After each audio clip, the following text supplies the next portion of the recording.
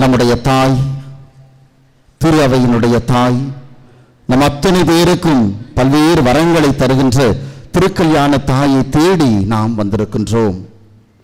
ஆண்டினுடைய கடைசி மாதத்திலே நாம் இருக்கின்றோம். இந்த ஆண்டு முழுவதுமே நம் தாய் திருக்கல்யாண அன்னை பல வகைகளிலே நமக்கு அருள் புரிந்திருக்கிறார். இந்த ஆண்டு முழுவதும் ஆண்டவர் தன்னுடைய பேரிரக்கத்தால், தன்னுடைய பரிவினால் நம்மை பல வகையான சூழ்நிலைகளிலிருந்து காப்பாற்றி இருக்கிறார். உடல் நலம் தந்திருக்கிறார்.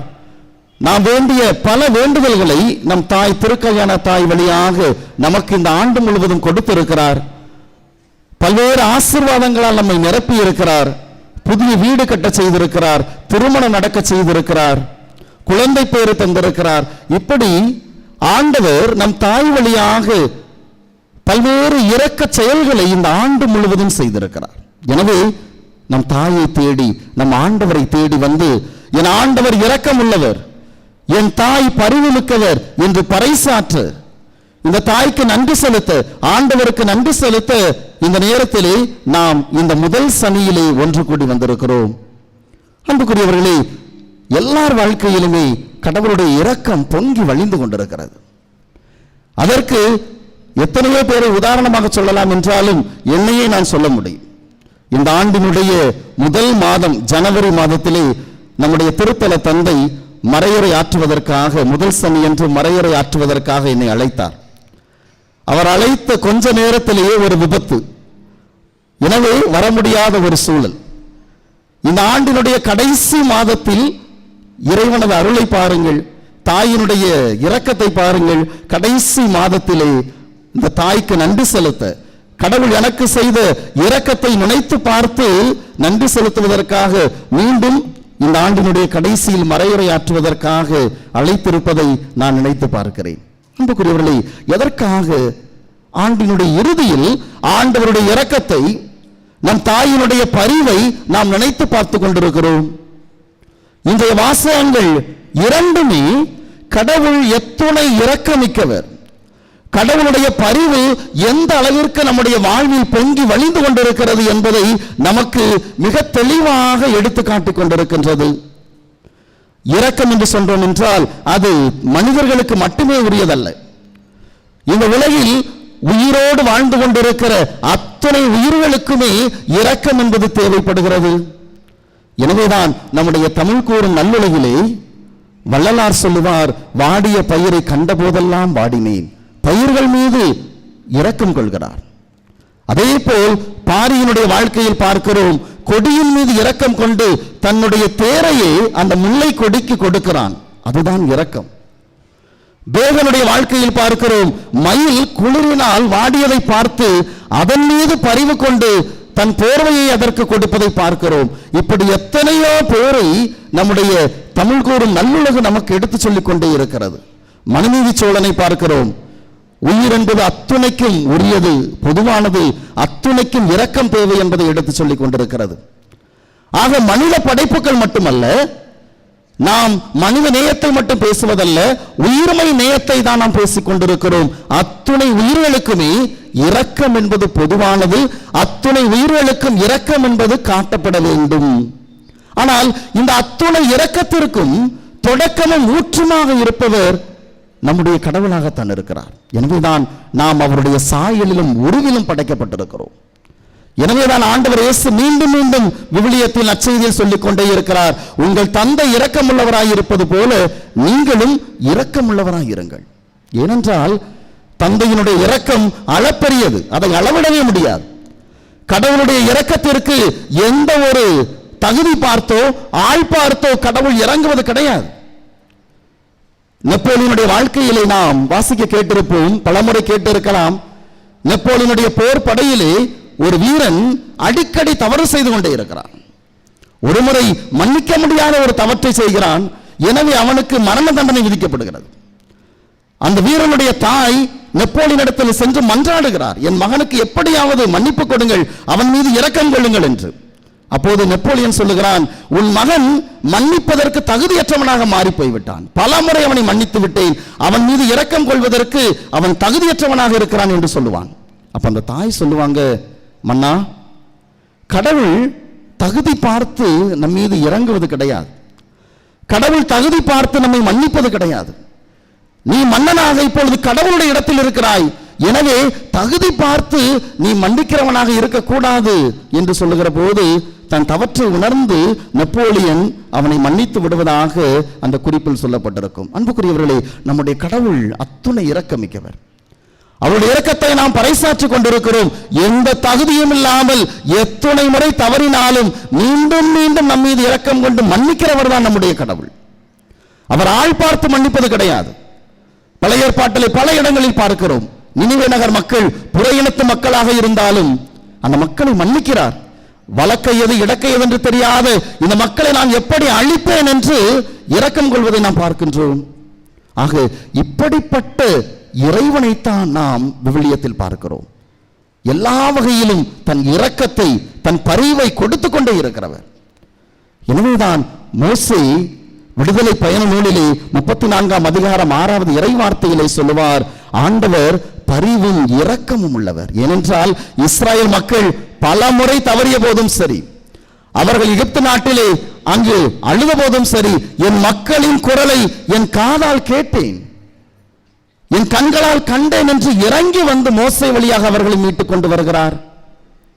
அப்படி மீட்டுக் கொண்டு வந்து பாலை நிலத்தில் வழிநடத்துகிற போதும் பார்க்கின்றோம், பலமுறை அவர்கள் தவறுகிறார்கள், அவருக்கு எதிராக முணுமுணுக்கிறார்கள், பொன்னினால் கன்றுக்குட்டியை செய்கிறார்கள். ஆனால் அத்துணை முறையும் கடவுள் மீண்டும் மீண்டும் தன் இரக்கத்தினால் அவர்களை மன்னிக்கிறார். அதோடு நிற்கவில்லை, அவர்களுக்கென்று உரிய நாட்டை கொடுத்த பின்னரும் அவர்கள் பலமுறை பாவம் செய்கிறார்கள். இறைவாக்கினர் வழியாக கடவுள் தனது இரக்கத்தை மீண்டும் மீண்டும் கொடுத்துக் கொண்டிருக்கிறார். அப்படிப்பட்ட ஒரு இரக்கத்தை தான் இன்றைய முதல் வாசகத்திலே மிக அற்புதமாக எசாயா முன்வைக்கிறார். இஸ்ராயல் மக்கள் பாபிலோனியாவிலே அடிமைகளாக இருக்கிறார்கள். தாங்கள் கடவுளுக்கு எதிராக பாவம் செய்ததால் இத்தனை அடிமைத்தனத்தில் இத்தனை துன்பங்களை பெற்றுக் கொண்டிருக்கிறோம் என்பதை உணர்ந்து வருந்திக் கொண்டிருக்கிற அந்த வேளையிலே எசாயா கடவுளுடைய இரக்கத்தை அவர்களுக்கு அவ்வளவு அருமையாக எடுத்து வைப்பதை பார்க்கிறோம். சீயோனான் மக்களே, நீங்கள் இனி ஒருபோதும் அழமாட்டீர்கள். உங்கள் வாழ்க்கையில் இருந்த துன்பத்தை கடவுள் துடைத்தருகிறார். உங்கள் குரலுக்கு கடவுள் செவிசாய்த்து மறுமொழி தருகின்றார். உங்கள் போதகரை நீங்கள் இனிமேல் கண்ணால் காண்பீர்கள். இந்த போதகர் என்பது நாம் கொண்டாட இருக்கின்ற கிறிஸ்து பிறப்பினுடைய ஒரு முன் அறிவிப்பாகவே கொடுக்கப்படுகிறது. இயேசுவை நீங்கள் உங்கள் மெசியாவை கண்ணால் காண்பீர்கள் என்பதை எசாயா அவர்களுக்கு முன்னறிவிக்கின்றார். அதை தொடர்ந்து தொடர்ச்சியாக அவர் சொல்லுகிறார், நிலத்தில் விளைத்துள்ள விதை மீது ஆண்டவர் மழை பொழிவார், உணவு செழுமையாக மிகுதியாக நீங்கள் கிடைக்கும், உங்கள் கால்நடைகள் கூட செழுமையான உணவுகளை உண்ணும் என்று கடவுளது இரக்கம். அவர்கள் எத்தனை பாவம் செய்திருந்தாலும் சரி, எத்தனை முறை கடவுளை விட்டு விலகி போயிருந்தாலும் சரி, கடவுள் உங்கள் மீது இத்தனை ஆசீர்வாதங்களை பொழிந்து உங்கள் மீது இரக்கம் கொண்டு உங்களை மன்னிக்கிறார் என்பதை எடுத்து வைக்கின்றார். ஆக இப்படிப்பட்ட தந்தையாகிய கடவுளுடைய முகமாகத்தான் ஆண்டவர் இயேசு இந்த உலகிற்கு வருகிறார். ஆண்டவர் இயேசு தன்னுடைய பணியை தொடங்குகிற போதை பார்க்கிறோம், எளியோருக்கு நற்செய்தி அறிவிக்கவும், ஏழைகளுக்கு விடுதலை அளிக்கவும், சிறைப்பட்டோரை விடுதலை அளிக்கவும், பார்வையற்றோருக்கு பார்வை கொடுக்கவும் ஆண்டவர் என்னை அனுப்பியுள்ளார் என்று சொல்லி தனது செயல், தன்னுடைய பணி முழுக்க முழுக்க இரக்கத்தை அடிப்படையாக கொண்டது என்பதை முன்வைக்கின்றார். அதில் ஒரு பகுதியைத்தான் இன்றைய நற்செய்தி வாசகமாக பார்க்கிறோம். இயேசு அத்துணை மக்கள் மீதும் பரிவு கொண்டவராக இருக்கிறார். தன் சீடர்கள் மேல் பரிவு கொள்கிறார். அவர்கள் பணி செய்துவிட்டு வந்தவுடன் அவர்களை ஓய்வெடுக்க அனுப்பி வைக்கிறார். மக்கள் ஒவ்வொரு முறையும் அவரை தேடி வருகிற மீது அவர்கள் மீது பரிவு கொள்கிறார். இந்த நற்செய்தி வாசகத்தில் பார்க்கிறோம், ஆயினில்லா ஆடுகள் போல் அவர்கள் இருப்பதைக் கண்டு அவர்கள் மீது பரிவு கொண்டார். அன்புக்குரியவர்களே, ஆண்டவருடைய பரிவு அளப்பரியது. இயேசுனுடைய புதுமைகளை எடுத்தாலும் சரி, அவருடைய போதனைகளை எடுத்தாலும் சரி, அத்துணையும் கடவுள் தகுதி பார்த்தோ ஆள் பார்த்தோ இறக்கப்படுபவர் அல்ல. கடவுளுடைய பரிவு அத்துணை பேருக்கும் கொடுக்கப்படுகிறது என்பதைத்தான் இயேசுனுடைய வாழ்வு, பணி, போதனை அத்துணையும் மீண்டும் மீண்டும் எடுத்து வைத்துக் கொண்டே இருக்கிறது. நம்முடைய இறுதி வாழ்வு முடிகிற போது, நம்முடைய நடு தீர்ப்புக்காக ஆண்டவருக்கு முன்னால் இருக்கிற போதும் நம்முடைய நடு தீர்ப்பு இரக்கத்தின் அடிப்படையில் மட்டும்தான் நமக்கு தீர்ப்பு தரப்படும் என்பதை இயேசு தெள்ள தெளிவாக நமக்கு சுட்டிக்காட்டுகிறார். நான் பசியாயிருந்தேன், எனக்கு உணவு தந்தீர்கள். நான் தாகமாயிருந்தேன், எனக்கு குடிக்க கொடுத்தீர்கள். நான் அந்நியனாயிருந்தேன், என்னை பார்க்க வந்தீர்கள். நான் ஆடையின்றி இருந்தேன், என்னை உடுத்தினீர்கள் என்று இரக்கத்தின் அடிப்படையில் தான் நமக்கு விண்ணகமா அல்லது விண்ண பாதாளமா என்பதை முடிவு செய்யப்படும் என்று இயேசு நமக்கு எடுத்து கூறுகிறார். அன்புக்குரியவர்களே, அப்படி என்றால் கடவுளுடைய இரக்கம் அவ்வளவு அளப்பரியதாக இருக்கிறது. இரக்கம்தான், கடவுளுடைய பரிவுதான் நம்மை வாழ செய்து கொண்டிருக்கிறது. இந்த வருஷத்துல எத்தனையோ விபத்துக்கள் நடந்திருக்கலாம், எத்தனையோ பேருக்கு நோய்கள் வந்திருக்கலாம், எத்தனையோ காரியங்கள் தோல்வியை நோக்கி போய்கொண்டிருந்திருக்கலாம். ஆனால் அத்துணையிலும் ஆண்டவர் இன்றைக்கு இந்த இடத்தில் நம்மை அமர செய்திருக்கிறார் என்றால், திருக்கல்யாண தாயை தேடி வருவதற்கு நமக்கு அருள் புரிந்திருக்கிறார் என்றால், அது கடவுளின் இரக்கம் அன்றி வேறு எதுவும் கிடையாது. எனவேதான் அன்னை தெரசா எப்போதும் சொல்லுவார், இரக்கத்தானே பிறந்திருக்கிறோம், இறக்கின்ற வரை இரக்கத்தோடு வாழ்வோமே என்று அன்னை தெரசா மீண்டும் மீண்டும் எடுத்து சொல்லுவார். அன்புக்குரியவர்களே, இந்த இரக்கத்தை தான் நம் தாய் மரியாள் இடத்திலே, நம்முடைய திருக்கல்யாண தாயிடத்திலே நாம் பார்க்க முடிகிறது. இரக்கம் என்பதை நாம் பார்க்கிற போது இரண்டு காரியங்கள் தான் அடிப்படையாக இருக்கிறது. ஒன்று, தானே முன்வந்து கடவுளை போல அடுத்தவருக்கு இறங்குவது. இரண்டாவது, தனக்கு பாதிப்பு என்றால் கூட அடுத்தவருக்கு இறங்குவதுதான் உண்மையான இரக்கம். இந்த இரண்டு இரக்கத்தையும் நம் தாய் மரியாள், திருக்கல்யாண தாய் வாழ்ந்து காட்டினார். யாருமே கேட்காவிட்டால் கூட தானே முன்வந்து அங்கு கானா ஒரு திருமணத்திலே அவர் இறங்குகிறார். அந்த இடத்தையே ஒரு இரக்கத்திற்குரிய இடமாக பரிவு கொண்டு அந்த திருமண வீட்டார் அங்கு உண்ணுகின்ற அத்தனை பேருக்குமானதை அங்கு தன் மகனிடத்தில் பெற்றுக் கொடுக்கிறார்.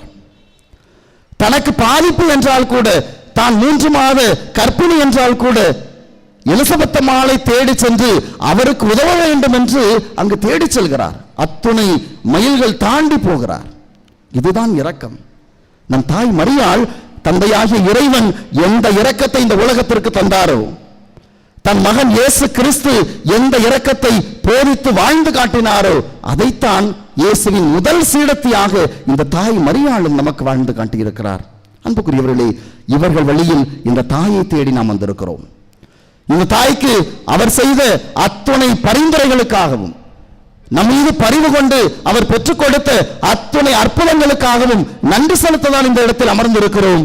அப்படி என்றால் இந்த தாய் நம்மிடத்தில் கேட்பது ஒன்றே ஒன்றுதான். இன்றைய நற்செய்தி வாசகத்தில் இயேசு இறுதியாக மிக தெளிவாக நமக்கான செய்தியை கொடுக்கிறார். கொடையாக நீங்கள் பெற்றுக்கொண்டீர்கள், கொடையாகவே கொடுங்கள். கடவுளின் இரக்கத்தை, கடவுளின் பரிவை நீங்கள் கொடையாகவே பெற்றுக்கொண்டீர்கள். கடவுள் எந்த தகுதியும் பார்க்காமல் நீ எத்தனை முறை பாவம் செய்தாலும், எத்தனை முறை விழுந்தாலும் உன்னை மன்னித்து ஏற்றுக்கொண்டு இரக்கம் கொண்டார், பரிவு கொண்டார். இந்த தாய் மரியாள், திருக்கல்யாண தாய், எத்தனை முறை தேடி வந்தாலும் நமக்காக பரிந்து பேசி அத்தனையும் பெற்றுக் கொடுத்துக் கொண்டிருக்கிறார். அப்படி என்றால் அத்துணை இரக்கத்தையும் பரிவையும் கொடையாக பெற்றுக் கொண்டிருக்கிற நாம் அதை கொடையாக கொடுக்க வேண்டும். எப்படி கொடுப்பது? 2 காரியங்களை செய்ய இந்த நாள், இன்றைய வாசகங்கள், இன்றைய வழிபாடு நமக்கு அழைப்பு விடுக்கிறது. மிக முக்கியமாக நான் கடவுளுடைய இரக்கத்தை பறைசாற்ற வேண்டும். என் ஆண்டவர் இரக்கமுள்ளவர், என் தாய் பரிவுள்ளவர் என்று இந்த உலகத்திற்கு பறைசாற்ற வேண்டும். அப்படி பறைசாற்ற வேண்டும் என்றால் இரக்கத்தினுடைய முதல் படியாக அடுத்தவர் மீது இறங்க வேண்டும். அன்புக்குரியவர்களே, இரக்கத்தை பற்றி பேசுகிற போது 2 வகையான இரக்கங்களை சொல்லுவார்கள். பலமுறை இங்கு இருக்கும்போது நானும் சொல்லி இருக்கிறேன். கனில் இரக்கம், கழில் இரக்கம். இந்த 2 வகையான இரக்கங்கள் உண்டு. ஆங்கிலத்தில் சொல்ல வேண்டும் என்றால் சிம்பதி, எம்பதி என்று சொல்லுவார்கள். இந்த 2ற்கும் என்ன வித்தியாசம்? கழில் இரக்கம் என்பது என் கண் முன்னால் ஒருவர் துன்பப்படுகிற போது, ஒருவர் தேவையில் இருக்கிற போது வெறுமனை வாய்ச்சொல்லால் மட்டும் இறக்கப்படுவது போல நடிப்பது. ஐயோ பாவம், இவங்களுக்கா இப்படி நடக்கணும், இதுதான் கழிவிரக்கம். இதை வைத்து எதையுமே செய்ய முடியாது. ஆனால் கனிவிரக்கம் என்பது அடுத்தவர் துன்பத்தை தன் துன்பம் போல் நினைப்பது. திருவள்ளுவர் மிக அற்புதமாக சொல்லுவார், அறிவினால் ஆகுவதுண்டு பெரிதி நோய் தன்னோய் போல் போற்றா கடை. அடுத்தவனுடைய கஷ்டத்தை, அடுத்தவனுடைய துன்பத்தை என்னுடைய துன்பம் போல் நான் நினைக்கவில்லை என்றால் நான் பெற்றுக்கொண்ட அறிவினால் எந்த பயனும் இல்லை. அப்ப இதுதான் கனிவிரக்கம், எம்பதி, அடுத்தவரை நான் கொள்ள வேண்டியது. இன்றைக்கு அப்படிப்பட்ட அறிவு எனக்கு இருக்கிறதா? அப்படிப்பட்ட இரக்கத்தை நான் கொண்டிருக்கிறேனா? ஆனால் இன்றைக்கு பல நேரத்திலே இன்றைய உலகம் பெரும்பாலுமே எனக்கு என்ன வந்தது என்ற ஒரு நிலையை நோக்கி போய்கொண்டிருக்கிறது. எனக்கு வந்தா பார்த்துக்கலாம் அப்படிங்கிறதான் இன்றைய உலகத்தினுடைய நிலையாக இருக்கிறது. எனவேதான் நான் மாணவர்களுக்கு எப்போதும் இந்த ஒரு கதையை சொல்லுவேன். ஒரு வீட்டில் அந்த வீட்டுக்காரர் வீட்டில் எலி தொல்லை அதிகமாக இருக்குன்னு ஒரு எலிப்பொறி வாங்கிட்டு வந்தாராம். இந்த எலிப்பொறி வாங்கிட்டு வர அந்த எலி பார்த்துருச்சு, ஆஹா நம்மளை பிடிக்கிறதுக்காக வீட்டுக்காரர் எலிப்பொறி வாங்கிட்டு வந்துட்டாரு, எப்படியாவது இதுல தப்பிச்சிடணும் அப்படின்னு நினைச்சு. அப்ப என்ன செய்யுது, அந்த வீட்டில் இருக்கிற கோழி ஒன்று இருக்கு, அந்த கோழிகிட்ட போய் இந்த மாதிரி என்னை பிடிக்கிறதுக்கு எலிப்பொறி வாங்கிட்டு வந்திருக்கிறாரு, கொஞ்சம் எனக்கு உதவி செய், இறக்கப்படு, எப்படியாவது அந்த எலிப்பொறியை எங்கேயாவது தூக்கி போட்டு அப்படின்னு கேட்குது. கோழி இலக்காரமா, அவர் ஒன்ன பிடிக்க வாங்கிட்டு வந்திருக்காரு, நீ தான் சாக போற, எனக்கு என்ன வந்துச்சு, அவன் சோழியை பார்த்துட்டு போன்னு விரட்டி விட்டான். சரி என்ன செய்யன்ட்டு பார்க்கறப்ப அந்த வீட்டில் ஒரு ஆடு இருக்குது, அந்த ஆட்டுகிட்ட போய் அதே போல கேட்குது, எனக்கு கொஞ்சம் ஹெல்ப் பண்ணு, என் மீது கொஞ்சமாவது அக்கறை வை, பரிதாபப்படு, எப்படியாவது அந்த எலிப்பொறியை தூக்கி எங்கேயாவது போட்டு அப்படின்ட்டு ஆடுகிட்ட கேட்குது. ஆடு அதே போல எனக்கு நல்ல சாப்பாடு போடுறாரு, எஜமான நீ வளர்க்காரு, நான் எதுக்கு உனக்கு செய்யணும், நீ சாகிறதுனா சாகு அப்படின்னு அனுப்பிவிட்டு. அன்றைக்கு இரவு எலியால தூங்கவே முடியல. ஆகா எப்படி எலிப்பொறியில மாட்டிடக்கூடாது, அவர் என்ன உணவு வச்சாலும் ஆசைப்பட்டு போய் உள்ள மாட்டிடக்கூடாதுன்னு ரொம்ப ஜாக்கிரதையா இருக்கு. திடீர்னு அந்த எலிப்பொறி உள்ள மாட்டின சத்தம் கேட்குது. அந்த வீட்டுக்காரம்மா ஆகா எலி மாட்டிட்டு அப்படின்னு வேகமா வந்து அதை தூக்குறாங்க. அங்க எலி மாட்டல, உள்ள ஒரு பாம்பு மாட்டிக்கிட்டு, பாம்பு தூக்குனதுல அந்த வீட்டுக்காரம்மாவை போட்டுட்டு கொத்திருச்சு. உடனே ஐயோ பாவன்ட்டு எந்திரிச்சு வீட்டுக்காரரு அம்மாவை தூக்கிட்டு போய் ஆஸ்பத்திரி கொண்டு போய் எல்லாம் ஊசி எல்லாம் போட்டு மருத்துவம்லாம் பார்த்து எல்லாம் சரி பண்ணி வீட்டுக்கு கூட்டு வந்தாச்சு. வீட்டுக்கு கூட்டு வந்திருக்கிறப்ப எல்லாரும் சொந்தக்காரங்கனா பார்க்க வராங்க. பார்க்க வர்றப்ப சொந்தக்காரங்க சொல்றாங்க, இந்த விஷம் இறங்கிக்கிட்டு இருக்கு, இது ஒழுங்கா இறங்கி நல்லா சுகமாகனா கோழி சூப் வச்சு கொடுத்தா சரியா போகும், கோழி காலை சூப் வச்சு கொடுக்கணும்னு சொல்றாங்க. என்ன ஆயிப்போச்சு, வீட்டில் இருந்த கோழி சோழி முடிஞ்சது, நல்லாயிட்டாங்க அந்த அம்மா. உடனே இவருக்கு ரொம்ப சந்தோஷம், எந்த பிரச்சனை இல்லாம பொழைச்சிட்டா என் பொண்டாட்டி அப்படின்ட்டு சந்தோஷம். அப்ப என்ன செய்யறாரு, ஊருக்கே நான் விருந்து வைக்கிறேன்னு என்ன செய்யறாரு, ஆட்டை அடிச்சு பிரியாணி பண்ணி எல்லாருக்கும் விருந்து வச்சுட்டார். இதெல்லாம் யார் பார்த்துக்கிட்டு இருக்கிறா, எலி பார்த்துக்கிட்டு இருக்கு. அன்புக்குரியவர்களே, இதுதான் நம்முடைய மனநிலை. பல நேரத்தில் எனக்கு வர்ற வரைக்கும் எவன் எக்கேடுகட்டு போனா என்ன, நான் எதுக்கு அவனுக்கு இறங்கணும், நான் எதுக்கு அவனுக்கு உதவி செய்யணும் அப்படிங்கிற மனநிலையில இருந்தோம் என்றால் ஒரு நாள் நமக்கு வந்தே தீரும். அப்படி வருகிற போது நமக்கும் அதே நிலைதான் வரும். இன்றைக்கு நான் எப்படி இருக்கிறேன், மனநிலை எப்படி இருக்கிறது? கனி விரக்கத்தோடு அடுத்தவரை பார்க்க முடிகிறதா? அடுத்தவர் துன்பப்படுகிற போது என்னால் அன்னை மரியாளை போல இயேசுவை போல இறங்க முடிகிறதா? அதைத்தான் இன்றைய நாள் நம் தாய் மரியாள் நமக்கு அறிவுறுத்தி கொண்டே இருக்கிறார். இரண்டாவது, என் ஆண்டவர் இரக்கம் உள்ளவர், என் தாய் பரிவுள்ளவர் என்பதை எடுத்து சொல்வதற்கான செயல் மன்னிப்பு. இரக்கத்தை ஆண்டவர் எப்படி காட்டுகிறார் இஸ்ரவேல் மக்களுக்கு? அவர்களை மன்னித்து தான் காட்டுகிறார். நினிவே நகர் மக்களை மன்னித்து தான் தன் இரக்கத்தை காட்டுகிறார். அப்படி என்றால் இன்றைக்கு முதலில் நான் கடவுளிடத்தில் மன்னிப்பு பெற வேண்டும். என் ஆண்டவர் இரக்கமுள்ளவர் என்று நான் நம்புகிறேன் என்றால் மாதத்துக்கு ஒரு முறையாவது பாவ சங்கீதனம் செய்ய வேண்டும். ஆண்டவருடைய இரக்கத்தை, மன்னிப்பை நான் பெற்றுக்கொள்ள வேண்டும். இன்றைக்கு நான் அதை செய்து கொண்டிருக்கிறேனா? ஆலயத்திற்கு வருவதும் முயற்சிகள் செய்வது மட்டுமல்ல, ஆண்டவரின் இரக்கத்தை பெறுவதற்கான முதல் நுழைவாயிலே இந்த பாவ சங்கீதனம் ஒவ்வொரு அருள் அடையாளம் தான். இன்றைக்கு நான் அதை செய்கிறேனா? இரண்டாவது, கடவுளின் இரக்கத்தை, மன்னிப்பை பெற்றுக்கொள்கிற நான் அடுத்தவரை மன்னிப்பதன் வழியாக என் ஆண்டவர் இரக்கம் உள்ளவர், என் தாய் பரிவுள்ளவர் என்பதை இந்த உலகிற்கு பறைசாற்ற வேண்டும். அன்புக்குரியவர்களே, நாம் எங்கு சென்றாலுமே மன்னிப்பு பற்றி சொல்லுகிற போது நடந்த ஒரு நிகழ்வை சொல்வதுண்டு. நான் இடிந்தகரை பங்கில் இருந்த போது நடந்த நிகழ்வு. அங்கு இந்துக்களுக்கும் கத்தோலிக்க கிறிஸ்தவர்களுக்கும் ஒரு சிறிய இடப்பிரச்சனை வந்த போது போய் தாசில்தார் ஆபீஸில் உட்கார்ந்து இருக்கிறோம். தாசில்தார் முன்னாடி ஒரு பக்கம் கிறிஸ்தவர்கள், இன்னொரு பக்கம் இந்துக்கள். பிரச்சனை எல்லாம் பேசி முடிச்ச பிறகு தாசில்தார் சொல்றார், இங்க பிரச்சனை இந்துக்கள் பக்கம்தான் அப்படி சொல்லிட்டு சொல்றாரு அந்த தாசில்தார் ஒரு இந்து. எங்களை பார்த்து சொல்றாரு, நீங்க எல்லாம் கிறிஸ்தவங்க எப்பவுமே மன்னிக்க கூடியவங்க தானே, மன்னிச்சு இந்த விஷயத்தை இதோட முடிச்சிருங்க அப்படிங்கிறார். இன்றைக்கு இந்த உலகம் நம்புகிறது கிறிஸ்தவன் என்றால் மன்னிப்பான் என்று. ஏனென்றால் கடவுளின் இரக்கத்தை பெற்றிருக்கிற நாம், கடவுளின் மன்னிப்பை பெறுகிற நாம் பிறரை மன்னிப்போம் என்று இந்த உலகத்திற்கு பறைசாற்றுவதுதான் என் ஆண்டவர் இரக்கமுள்ளவர் என்பதை பறைசாற்றுவதாக இருக்கும். இந்த மாதம் முழுவதுமே நாம் பார்த்துக் கொண்டிருக்கிறோம். கடந்த மாதம், இந்த மாதம் அருட்சகோதரி ராணி மரியாவினுடைய வாழ்க்கை வரலாறு படமாக பல இடங்களிலே ஒளிபரப்ப கொண்டிருக்கிறது. ஃபேஸ் ஆஃப் ஃபேஸ்லெஸ் என்கிற அந்த ஒரு திரைப்படம் இன்றைக்கு இந்தியா முழுக்க ஒரு சாட்சியாக அருட்சகோதரி ராணி மரியா நின்று கொண்டிருக்கிறார். அவர் கொலை செய்யப்பட்ட பின்னர் அவருடைய தங்கை அருட்சகோதரி செல்மி பால் என்கிறவர், நான் என் அக்காவை கொலை செய்த அந்த மனிதனை முழுமையாக மன்னிக்கிறேன் என்று மன்னிக்கிறார். சிறைச்சாலைக்கு சென்று அவரை சந்திக்கிறார். வடநாட்டிலே கொண்டாடப்படுகிற ராக்கி என்கிற அந்த கயிற்றை கட்டி உன்னை என் சகோதரனாக ஏற்றுக்கொள்கிறேன் என்று ஏற்றுக்கொள்கிறார். அதே போல் 1999 ஆண்டு கிரகாம் ஸ்டெயின் என்கிற ஒருவர் எரித்து கொல்லப்பட்டதை அறிந்திருப்போம். சமீபத்திலே பேஸ்புக்கில் ஒரு வீடியோ பரவலாகி கொண்டிருந்தது. ஒரு கலெக்டர் அந்த நேரத்தில் அந்த இடத்தில் ஆட்சி தலைவராக இருந்தவர், கிரகாம் ஸ்டெயினோடு நெருங்கிய உறவில் இருந்தவர். அவர் சொல்லுகிறார், இறந்த பின்னர் அவருடைய மனைவியை நான் சந்திக்க சென்றேன். அவருடைய மனைவி சொன்னார், என் கணவனையும் என் பிள்ளைகளையும் எரித்து கொன்றவர்களை நான் மனதார மன்னிக்கிறேன் என்று சொன்னார். எப்படி முடிந்தது என்று தெரியவில்லை என்று சொல்லுகிறார். அன்புக்குரியவர்களே, இதுதான் நான் கடவுளுக்கு சான்று பகர்வது.